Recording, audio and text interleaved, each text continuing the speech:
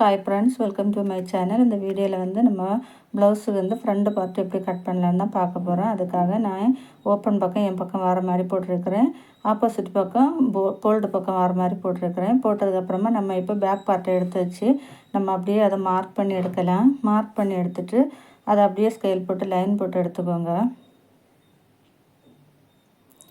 Line போட்டு எடுத்ததுக்கப்புறமா இப்போ ஷோல்டர்லேருந்து ஒரு 13 இன்ச்சு மார்க் பண்ணி லைன் போட்டு எடுத்துக்கலாம்.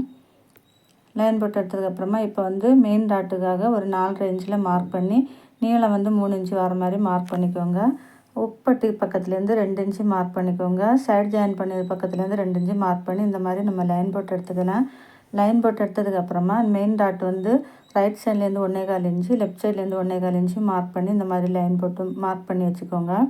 இப்போ வந்து நெக்கு வந்து நம்ம மார்க் பண்ணிக்கலாம், வளைச்சி வரைஞ்சிக்கலாம். வளைச்சி வரைஞ்சதுக்கப்புறமா செகண்ட் டாட் வந்து உப்பட்டி பக்கத்துலேருந்து வர்றது, அதை வந்து நம்ம 3 இன்ச்சு மார்க் பண்ணி இந்த மாதிரி மெயின் டாட்லேருந்து 2 இன்ச்சு கேப்பு வர மாதிரி பார்த்து மார்க் பண்ணிக்கோங்க. மார்க் பண்ணதுக்கப்புறமா இப்போ வந்து ஃப்ரண்ட்டில் வந்து நம்ம ஆம்கோல் வந்து வரையலாம். அதுக்காக நம்ம மார்க் பண்ணி வச்சுருக்கேன் பாருங்கள், அதுலேருந்து ஒரு 1/2 இன்ச்சு வெளியே தள்ளி மார்க் பண்ணிவிட்டு அதுலேருந்து நம்ம வந்து டாட் மார்க் பண்ணிக்கலாம். மெயின் டாட்லேருந்து 2 இன்ச்சு கேப்பு வர மாதிரி மார்க் பண்ணிக்கோங்க.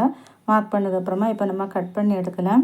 இந்த மாதிரி நீங்கள் கட் பண்ணி கட் பண்ணி ஸ்டிச் பண்ணும்போது கப் ஷேப் வந்து பர்ஃபெக்டாக இருக்கும். நீங்களும் இதை ட்ரை பண்ணி பாருங்கள். இந்த வீடியோ பிடிச்சா ஒரு லைக் பண்ணுங்கள்.